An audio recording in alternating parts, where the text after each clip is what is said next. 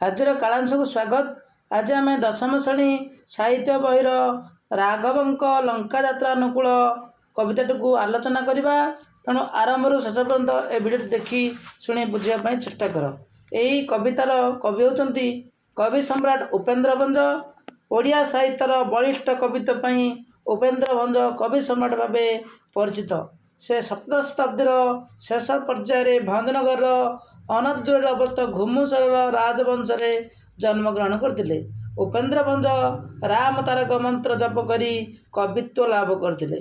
କୋଟି ବ୍ରହ୍ମାଣ୍ଡ ସୁନ୍ଦରୀ, ଲାବଣ୍ୟବତୀ, ବୈଦେହୀଶ ବିଳାସ, ରସିକ ହାରାବଳୀ, ପ୍ରେମ ସୁଧାନିଧି, ସୁଭଦ୍ରା ପରିଣୟ, କଳା କୌତୁକ, ଛାନ୍ଦ ଭୂଷଣ ଆଦି କାବ୍ୟ ରସପଞ୍ଚକ ଭଳି ଗୀତାତ୍ମକ ଆଳଙ୍କାରିକ କୃତି, ଗୀତାଭିଧାନ ନାମକ ପଦ୍ୟାତ୍ମକ ଶବ୍ଦକୋଷ, ଉପେନ୍ଦ୍ରଙ୍କ ଆଳଙ୍କାର ମନସ୍କ ପାଣ୍ଡିତ୍ୟ ଏବଂ କବିଖ୍ୟାତର କାଳଜୟୀ କୃତି। ତାଙ୍କ ରଚିତ ଚଉପଦୀ, ଚଉତିଶା ଓଡ଼ିଆ ଗୀତି କବିତା ଧାରାରେ ଅପରୂପ ସୃଷ୍ଟି ରୂପ ବିବେଚିତ ହେଉଛି। ରାଘବଙ୍କ ଲଙ୍କାଯାତ୍ରା ଅନୁକୂଳ କବିଙ୍କ ବୈଦେହୀଶ ବିଳାସ କାବ୍ୟର 40 ଛାନ୍ଦରୁ ଆନୀତ। ରାମକାବ୍ୟ ବୈଦେହୀଶ ବିଳାସ 52 ଛାନ୍ଦ ବିଶିଷ୍ଟ ରଚନା। ଏଥିରେ ପ୍ରତ୍ୟେକ ପଦ ବା ଆଦ୍ୟ ବର୍ଣ୍ଣ ନିମନ୍ତେ ରଚିତ। ଲଙ୍କାର ରାବଣ ଦ୍ୱାରା ଅପହୃତା ସୀତାଙ୍କୁ ଉଦ୍ଧାର କରିବା ପାଇଁ ରାମଚନ୍ଦ୍ର ସମୁଦ୍ରରେ ସେତୁ ବାନ୍ଧିବା ବେଳର କଥା ଏହି କବିତାରେ ବର୍ଣ୍ଣନା କରିଛନ୍ତି। ଉପେନ୍ଦ୍ର ଭଞ୍ଜଙ୍କ ଆଳଙ୍କାରିକତା, ଶବ୍ଦ ସଞ୍ଜନା କୌଶଳ, ସମାଜ ପ୍ରତି ନୀତିନିଷ୍ଠ ବାର୍ତ୍ତା ଏହି କବିତାରେ ବୈଶିଷ୍ଟ୍ୟ। ବର୍ତ୍ତମାନ ଆମେ ଏହି କବିତାଟିକୁ ଆଲୋଚନା କରିବା ଏବଂ ସାର କଥା, ଅର୍ଥ, କଠିନ ଶବ୍ଦାର୍ଥକୁ ମଧ୍ୟ ବୁଝିବା। ବଳିଲା ରାଘବ ଆଶା ସୀତା ପ୍ରାପତିରେ, ବିଚାରିଲେ ସିନ୍ଧୁପତି ଯିବା ପର୍ବତରେ ଯେ। ରାବଣ ଦ୍ୱାରା ଅପହୃତ ହୋଇଥିବା, ଏହାର କଠିନ ଶବ୍ଦାର୍ଥ ବଳିଲା ରାଘବ, ରାଘବ ମାନେ ଶ୍ରୀରାମଚନ୍ଦ୍ର, ଆଶା ସୀତା, ପ୍ରାପତି ମାନେ ପ୍ରାପ୍ତି, ସୀତା ପ୍ରାପତିରେ, ବିଚାରିଲେ ବିଚାର କଲେ, ସିନ୍ଧୁ ସମୁଦ୍ର, ପୋତି ଯିବା ପର୍ବତରେ ଯେ। ଏହାର ଭାବାର୍ଥ ହେଉଛି ରାବଣ ଦ୍ୱାରା ଅପହୃତ ହୋଇଥିବା ପତ୍ନୀ ସୀତାଙ୍କୁ ଉଦ୍ଧାର କରିବା ପାଇଁ ଶ୍ରୀରାମଚନ୍ଦ୍ର ରାଘବଙ୍କ ବା ଶ୍ରୀରାମଚନ୍ଦ୍ର ଯିଏକି ରାଘବ ଭାବେ ବିବେଚିତ, ରାଘବ ମନରେ ପ୍ରବଳ ଆଶା ଜାଗ୍ରତ ହେଲା। ସେ ସୀତାଙ୍କୁ ସୁରକ୍ଷିତ ଭାବେ ଫେରି ପାଇବା ପାଇଁ ବ୍ୟାକୁଳ ହୋଇ ଉଠିଲେ। ସେଥିପାଇଁ ସେ ସମୁଦ୍ରରେ ସେତୁ ବନ୍ଧ ନିର୍ମାଣ କରିବା ପାଇଁ ବିଚାର କରିଲେ।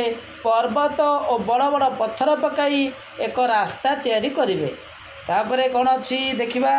ବୁଡ଼ିଗଲା ପକାଇଲେ କପି ଯେତେ ଗିରି, ବୁଦ୍ବୁଦ ନଦୀ ସେ ଜଳ ଫିଁ ଫିଁ କୃତ କରି। ଏଠାରେ କଠିନ ଶବ୍ଦାର୍ଥ କ'ଣ ଅଛି ଦେଖିବା। ବୁଡ଼ିଗଲା ପକାଇଲେ କପି, କପି ମାନେ ବାନର। ବୁଦ୍ବୁଦ, ବୁଦ୍ବୁଦ ଅର୍ଥ ପାଣି ଫୋଟକା, ବୁଦ୍ବୁଦ ପାଣି ଫୋଟକା। ନଦୀ ସେ ଜଳ ଫିଁ ଫିଁ କୃତ, ଫିଁ ଫିଁ କାର ଶବ୍ଦ, ଫିଁ ଫିଁ କୃତ ବୋଲେ ଫିଁ ଫିଁ କାର ଶବ୍ଦ। ଏଠାରେ କବି ବର୍ଣ୍ଣନା କରିଛନ୍ତି ଶ୍ରୀରାମଙ୍କ ଆଦେଶରେ ବାନର ସେନା ବା କପି ବାନର ସେନା ଚାରିଆଡ଼ୁ ବଡ଼ ବଡ଼ ପଥର, ପର୍ବତ, ଯାହାକି ଗିରି ଲେଖା ହେଇଛି, ଗିରି ପକାଇଲେ, ଯେତେ ପର୍ବତ ପକାଉଥିଲେ ସେସବୁ କ୍ଷଣକ ମଧ୍ୟରେ ଭିତରକୁ ବୁଡ଼ି ଯାଉଥିଲା। ପର୍ବତ ଗୁଡ଼ିକ ପଡ଼ିବା ମାତ୍ରେ ସମୁଦ୍ରର ଜଳରାଶି ଯେପରି ସେଗୁଡ଼ିକୁ ଫିଁ ଫିଁ କୃତ ଦେଖାଯାଉଥିଲା, ଫୋଟକ ବା ବୁଦ୍ବୁଦ ମଧ୍ୟ ଉପରକୁ ଦେଖାଯାଉ ନଥିଲା। ଫଳରେ ଶ୍ରୀରାମ ବଡ଼ ଚିନ୍ତାରେ ପଡ଼ିଯାଇଥିଲେ। ତାପରେ ପରବର୍ତ୍ତୀ ପଂକ୍ତିକୁ ଯିବା। ବିସ୍ମୟ ନିଶ୍ୱାସ ତେଜି ବରୁଣ ପ୍ରସନ୍ନେ, ବିନାଶନରେ ଶୟନ ସେ ଦର୍ଭ ଶୟନ ଯେ। ମାନେ ଏହାର କଠିନ ଶବ୍ଦ ହେଉଛି ବିସ୍ମୟ, ବିସ୍ମୟୀ, ଆଶ୍ଚର୍ଯ୍ୟ ହୋଇ, ବିସ୍ମୟରେ, ବିନାଶନରେ ବିନାଶନରେ ବିନା ଅସନରେ ଅର୍ଥାତ୍ ଅନଶନରେ ଜଳ ଖାଦ୍ୟ ବିନା ଶୟନ ଶୋଇ ଦର୍ଭ ଶୟନେ ଦର୍ଭ ମାନେ କୁଶ ଗଛ ଶୟନେ। ଏହାର ଭାବାର୍ଥକୁ ଆମେ ଆଲୋଚନା କରିବା। ସମୁଦ୍ରରେ ପର୍ବତ ଲୁଚିଯିବା ବା ବୁଡ଼ିଯିବା ଦେଖି ଶ୍ରୀରାମ ଆଶ୍ଚର୍ଯ୍ୟ ହୋଇ ବିସ୍ମୟରେ ଦୀର୍ଘଶ୍ୱାସ ତ୍ୟାଗ କଲେ। ଏହାପରେ ସେ ସମୁଦ୍ରର ଦେବତା ବରୁଣ ଦେବତା, ଯେପରି ଧନର ଦେବତା ଲକ୍ଷ୍ମୀ, ବର୍ଷାର ଦେବତା ଇନ୍ଦ୍ର, ସେହିଭଳି ସମୁଦ୍ର ଦେବତା ବରୁଣଙ୍କୁ ପ୍ରସନ୍ନ କରିବା ପାଇଁ ଅନ୍ନ ଜଳ ତ୍ୟାଗ କରି ମାନେ ବିନାଶନରେ ଅନ୍ନ ଜଳ ତ୍ୟାଗ କରି କୁଶ ଶଯ୍ୟାରେ ଦର୍ଭ ଶୟନ ଉପରେ ଶୟନ କଲେ। କାହିଁକି ନା ସେ ଚାହିଁଥିଲେ ଯେ ସେତୁବନ୍ଧ ସ୍ଥାପନ କରିବା ପାଇଁ, କିନ୍ତୁ ଯେତେ ପଥର ପର୍ବତ ପକାଇଲେ ମଧ୍ୟ ତାହା ସମୁଦ୍ରର ପାଣିରେ ବୁଡ଼ି ଯାଉଛି, କିନ୍ତୁ ତାହା ସମ୍ପୂର୍ଣ୍ଣ ହେଉନି। ଏହା ଜାଣି ସେ ଭାବିଲେ କେମିତି ହେଲେ ସମୁଦ୍ର ଦେବତାକୁ ଆମେ ସନ୍ତୁଷ୍ଟ କରିବାକୁ ପଡ଼ିବ।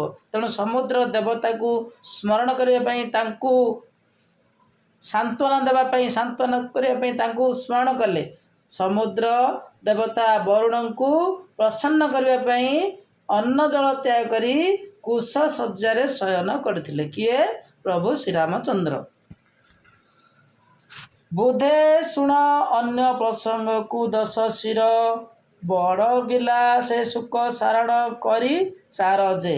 ବୁଧେ ଶୁଣ ମାନେ ବୁଧେ ମାନେ ପଣ୍ଡିତ ମାନେ, ବୁଧେ ଶୁଣ ଅନ୍ୟ ପ୍ରସଙ୍ଗକୁ ଦଶ ଶିର ମାନେ ରାବଣର ଅନ୍ୟ ନାମ ଦଶ ଶିର ଦଶାନନ, ବରଗିଲା ପଠାଇଲା, ଶୁକ ସାରଣ କରି ଚାର ଯେ। ଶୁକ ସାରଣ ରାବଣର ଦୁଇ ମନ୍ତ୍ରୀକୁ ଚାର କରି, ଚାର ମାନେ ଦୂତ କରି ପଠାଇଲା।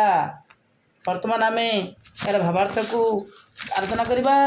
ଶ୍ରୀରାମଙ୍କ ଏଭଳି ପ୍ରତିଜ୍ଞା କଥା ପଣ୍ଡିତମାନଙ୍କଠାରୁ ଶୁଣିବା ପରେ ଦଶଶିର, ଯିଏକି ରାବଣ ଅନ୍ୟ ସମସ୍ତ କାର୍ଯ୍ୟ ବର୍ଜନ କଲା, ସେ ତୁରନ୍ତ ନିଜର ଦୁଇ ଦୂତ ଶୁକ ସାରଣଙ୍କୁ ଚାର ଭାବେ ଗୁପ୍ତଚର ଭାବେ ନିଯୁକ୍ତ କରି ଶ୍ରୀରାମଙ୍କ ଶିବିରକୁ ପଠାଇଲେ।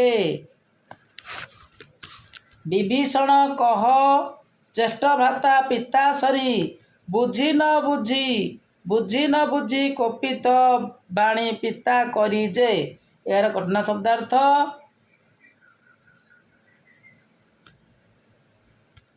ଦେଖିବା। କଠିନ ଶବ୍ଦାର୍ଥ କ'ଣ ଅଛି? ବିଭୀଷଣ ରାବଣଙ୍କର ସାନ ଭାଇ। କହ ଜ୍ୟେଷ୍ଠ ଭ୍ରାତା ପିତା ସରି, ପିତା ମାନେ ବାପା, ସରି ତୁଲ୍ୟ ସଦୃଶ, ବୁଝି ନ ବୁଝି କୋପିତ ବାଣୀ, କୋପିତ ମାନେ ରାଗ କଥା, ଜୋରରେ କହିବା, କୋପିତ ବାଣୀ ପିତା କରି ଯେ। ଏହାର ଭାବାର୍ଥକୁ ଆମେ ବୁଝିବା।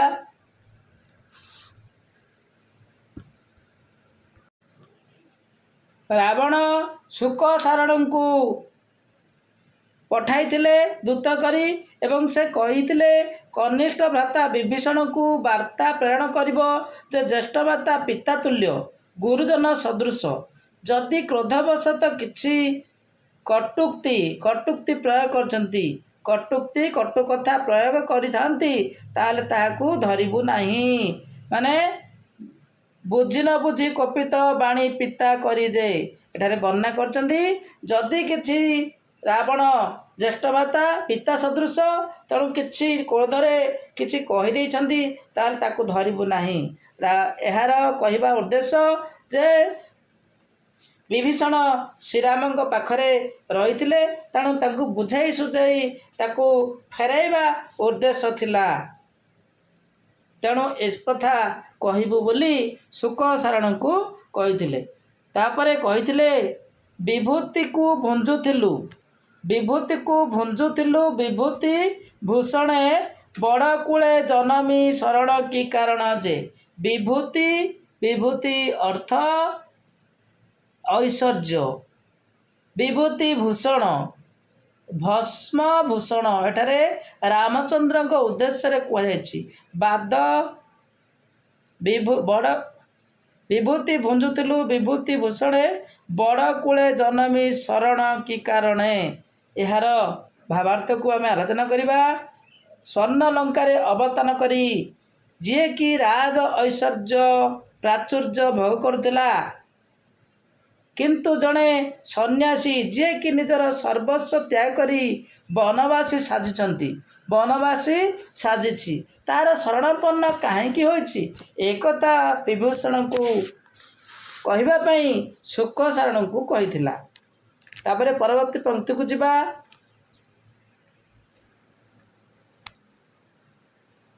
ବୋଲ ଅଙ୍ଗଦକୁ ପିତା ଶତ୍ରୁ ଭକ୍ତି ପୁଣ୍ୟ ବାଦ ରଚାଇ ପିତୃବ୍ୟ ବାହୁଡ଼ା ସୈନ୍ୟ ଯେ। ବୋଲ ଅଙ୍ଗଦକୁ, ଅଙ୍ଗଦ ଏଠାରେ ବାଳି ପୁତ୍ର ଅଙ୍ଗଦ, କିଷ୍କିନ୍ଧା ରାଜା ବାଳିଙ୍କ ପୁତ୍ର। ବୋଲ ଅଙ୍ଗଦକୁ ପିତା ଶତ୍ରୁ ଭକ୍ତି ପୁଣ୍ୟ ବାଦ ରଚାଇ ଅର୍ଥ ବାଦ ରଚାଇ କଳହ ସୃଷ୍ଟି କରି। ପିତୃବ୍ୟ ଅର୍ଥ ବାପାଙ୍କର ସାନ ଭାଇ, ଦାଦା। ଏହାର ଭାବାର୍ଥ ଯିବା। ରାବଣ ଅଙ୍ଗଦକୁ କହିଛି ଯେ ତୁମ ବାପାଙ୍କର ବା ବାପା କିଏ? ବାଳିର ଯିଏ ଶତ୍ରୁ ଥିଲେ, ବାଳିର ଶତ୍ରୁ କିଏ ଥିଲେ? ରାମଚନ୍ଦ୍ର, ଯିଏ ବାଳିକୁ ବଧ କରିଥିଲେ। ତୁମେ ତାଙ୍କ ପ୍ରତି ଭକ୍ତି କରି କେଉଁ ପୁଣ୍ୟ ଅର୍ଜନ କରୁଛ? ତୁମର କକା ସୁଗ୍ରୀବ ଶ୍ରୀରାମଙ୍କ ସହ ମିଶି ଯେଉଁ ଯୁଦ୍ଧର ବାତାବରଣ ସୃଷ୍ଟି କରିଛନ୍ତି, ତାହାକୁ ବନ୍ଦ କର ଏବଂ ନିଜର ସୈନ୍ୟ ସାମନ୍ତଙ୍କୁ ଧରି ଏଠାରୁ ଫେରିଯାଅ। ମନ୍ତ୍ରୀ ଦୁଇ ଜଣଙ୍କୁ ପଠାଇଥିଲେ ଯେ ବିଭୀଷଣଙ୍କୁ କହିବ ଏବଂ ଅଙ୍ଗଦକୁ ଏକଥା ଜଣାଇବ ବୋଲି ସେମାନଙ୍କୁ ପଠାଇଥିଲେ। ଦଶାନନ ପଠାଇଥିଲେ।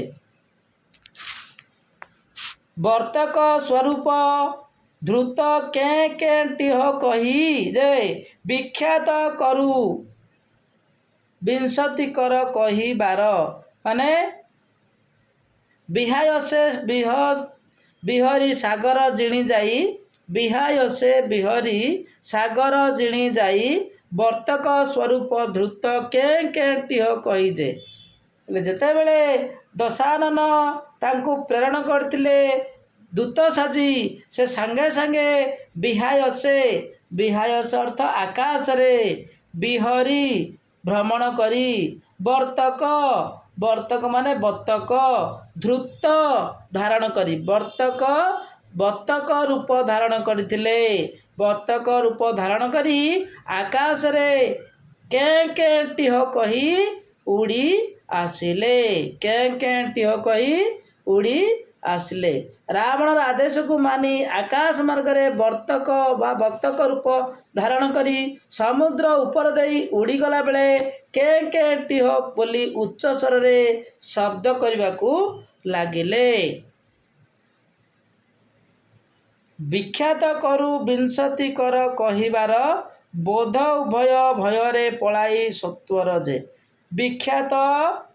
ବିଖ୍ୟାତ ସତ୍ୱର ମାନେ ଶୀଘ୍ର, ସତ୍ୱର ଶୀଘ୍ର। ବିଂଶତିକର ବିଂଶ ବାହୁ ମାନେ 20ଟି ବାହୁ। କାହାର? ରାବଣର। ଦଶାନନ 10 ମୁଣ୍ଡ 20 ହାତ, ମାନେ ବିଂଶ ବାହୁ 20ଟି ହାତ କାହାର? ରାବଣର। ବିଂଶତିକର ବିଖ୍ୟାତ କରୁ ବିଂଶତିକର କହିବାର ବୋଧ ଉଭୟ ଭୟରେ ପଳାଇ ସତ୍ୱର ଯେ। ବିଖ୍ୟାତ କରୁ ମାନେ ପ୍ରକାଶ କରିବାରୁ, ବୋଧ ଅର୍ଥ ଜାଣି। ଏଠାରେ ଭାବାର୍ଥକୁ ଆମେ ଆଲୋଚନା କରିବା। ବିଭୀଷଣ ଓ ଅଙ୍ଗଦକୁ ସମସ୍ତ କଥା କହିବାରୁ ଅଙ୍ଗଦ କ୍ରୋଧାନ୍ୱିତ ହୋଇ ସେମାନଙ୍କୁ ପ୍ରହାର କରିବାକୁ ଉଦ୍ୟତ ହେଲେ। ତେଣୁ ଭୟରେ ନିଜ ଜୀବନ ରକ୍ଷା କରିବାକୁ ଯାଇ ସେମାନେ ପ୍ରାଣ ବିକଳରେ ଲଙ୍କା ପ୍ରତ୍ୟାବର୍ତ୍ତନ କଲେ। ରାବଣ ଯେଉଁ ଦୂତଙ୍କୁ ପଠାଇଥିଲେ, ସେହି ଦୂତ ଆକାଶ ମାର୍ଗରେ ଉଡ଼ି ଆସି ବିଭୀଷଣ ଏବଂ ଅଙ୍ଗଦକୁ କହିଥିଲେ, କିନ୍ତୁ ଅଙ୍ଗଦ ରାଗିଯାଇ ସେ ପ୍ରହାର କରିବାରୁ ଭୟରେ ନିଜ ଜୀବନ ରକ୍ଷା କରିବାକୁ ଯାଇ ସେମାନେ ପ୍ରାଣ ବିକଳରେ ଲଙ୍କା ପ୍ରତ୍ୟାବର୍ତ୍ତନ କରିଥିଲେ। ତାପରେ ପରବର୍ତ୍ତୀ ପଂକ୍ତିକୁ ଯିବା। ବାହୁଡ଼ି ରାବଣେ କହି ଶୁକ ଦେବରିପୁ ବୋଇଲା ଅନୁଜ ଜୀବି ସୀତାଙ୍କୁ ସମର୍ପୁ ଯେ।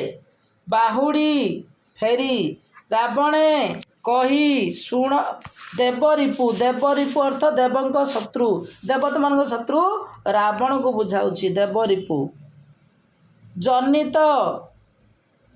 ଜନ୍ମିତ ସମର୍ପୁ ଫେରାଇ ଦେଉ, ସମର୍ପୁ ଅର୍ଥ ଫେରାଇ ଦେଉ।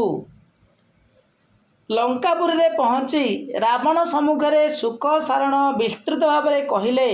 ବିଭୀଷଣ କହିଲେ, ଯଦି ଜ୍ୟେଷ୍ଠଭ୍ରାତା ଅବିଳମ୍ବେ ଦେବୀ ସୀତାଙ୍କୁ ସସମ୍ମାନେ ସମର୍ପଣ କରନ୍ତି ତେବେ ସେ ଅବଶ୍ୟ ଲଙ୍କା ଫେରିବେ। ଏକଥା ବିଭୀଷଣ ବର୍ଣ୍ଣନା କରିଥିଲେ। ତତ୍ପରେ ବଞ୍ଚିଲୁ ଅଙ୍ଗଦେ ଅଙ୍ଗ ଦେବାରୁ କି ଧର୍ମେ ବଜ୍ରାଘାତ ସମତଳ ପ୍ରହାରିଲା ବ୍ୟୋମ ଯେ। ଏଠାରେ ବର୍ଣ୍ଣନା କରିଛି ବଞ୍ଚିଲୁ ଅଙ୍ଗ ଦେବାରୁ କି ଧର୍ମେ ବଜ୍ର ଆଘାତ ସମ ସଦୃଶ ତଳ ପ୍ରହାରିଲା ବ୍ୟୋମେ ମାନେ ଆକାଶରେ। ହେଲେ ଏହାର ତତ୍ପରେ ଅଙ୍ଗଦ ପ୍ରତିକ୍ରିୟା ବର୍ଣ୍ଣନା କରି କହିଲେ ଯେ ଆମ କଥା ଶୁଣିବା ମାତ୍ରେ ଅଙ୍ଗଦ ଭୀଷଣ କ୍ରୋଧାନ୍ୱିତ ହୋଇଥିଲେ ଏବଂ ଶୂନ୍ୟରେ ବଜ୍ର ସମାୟକ ଚାପୁଡ଼ା ପ୍ରହାର କଲେ, ଯଦ୍ୱାରା କି ଆମେ ଧର୍ମ ବଳରୁ ପ୍ରାଣ ରକ୍ଷା କରିବା ସମ୍ଭବ ହେଲା। ତାପରେ ପରବର୍ତ୍ତୀ ପଂକ୍ତିକୁ ଯିବା।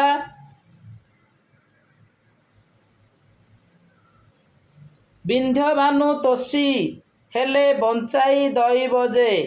ବଳ କେତେ ବୋଲେ ଯେତେ ଶଙ୍ଖ ସେହି। ଏହାର କର୍ଣ୍ଣ ଶବ୍ଦାର୍ଥ ଅଛି ଶଙ୍ଖ, ସଂଖ୍ୟା ବିଶେଷ, ଲକ୍ଷ କୋଟି ସଂଖ୍ୟକ। ଶଙ୍ଖ ସାମୁଦ୍ରିକ ଜୀବ। ବିତରଣେ ପାରି ହେବା ପାଇଁ, ବିତରଣେ ପରବର୍ତ୍ତୀ ପଦରେ ଅଛି, ତାକୁ ଯିବା। ବିନ୍ଧ୍ୟଭାନୁ ତୋଷୀ ହେଲେ ବଞ୍ଚାଇ ଦଇବ ଯେ। ବଳ କେତୁ ବୋଲେ ଶଙ୍ଖ ଯେତେ। ଯେଉଁ ବିନ୍ଧ୍ୟଭାନୁ ତୋଷୀ ହେଲେ ବଞ୍ଚାଇ ଦଇବ ଯେ। ଯେଉଁ ବିନ୍ଧ୍ୟ ପର୍ବତ ସୂର୍ଯ୍ୟଦେବଙ୍କ ଗତିପଥରେ ବ୍ୟାଘାତ ସୃଷ୍ଟି କରୁଥିଲା। ଏଠି ଏକ ପଦ ଛାଡ଼ି ଦିଆଯାଇଛି। ବଜ୍ରାଘାତ ସମ ତଳ ପ୍ରହାରିଲା ବ୍ୟୋମ ଯେ। ବାଜିଥିଲେ ଚୂର୍ଣ୍ଣ ପାତାଳେ ଭଜିଥିବ। ବିନ୍ଧ୍ୟଭାନୁ ତୋଷୀ ହେଲେ ବଞ୍ଚାଇ ଦଇବ ଯେ। ଯେଉଁ ବିନ୍ଧ୍ୟ ପର୍ବତ ସୂର୍ଯ୍ୟଦେବଙ୍କ ଗତିପଥରେ ବ୍ୟାଘାତ ସୃଷ୍ଟି କରିଥାଏ, ତାହା ପାତାଳଗାମୀ ହୋଇଥିଲେ ପ୍ରତିବନ୍ଧକ ଦୂର ହେଲା ବୋଲି ଭାନୁଦେବ ହୁଏତ ପ୍ରୀତ ହୋଇଥାନ୍ତେ। ତାପରେ ପଚାରିଥିଲେ ସୈନ୍ୟ କଳନା କରିବା ପାଇଁ ସୈନ୍ୟ ସଂଖ୍ୟା କେତେ ବୋଲି ପ୍ରଶ୍ନ କରିବାରୁ ଉତ୍ତରରେ ସେ କହିଲେ ଯେ ସମୁଦ୍ରରୁ ଯେତେ ଶଙ୍ଖ ଉତ୍ପନ୍ନ ହୁଅନ୍ତି ସେନାବାହିନୀର ସଂଖ୍ୟା ତାଠାରୁ ଅଧିକ ବୋଲି ଶୁକ ସାରଣ ରାବଣକୁ କହିଥିଲେ। ଶୁକ ସାରଣ କହିଥିଲେ ସୈନ୍ୟ ସଂଖ୍ୟା କେତେ ପଚାରିବାରୁ ଶଙ୍ଖ ଯେତେ ତାଠାରୁ ଅଧିକ ସୈନ୍ୟ ବୋଲି କହିଥିଲେ।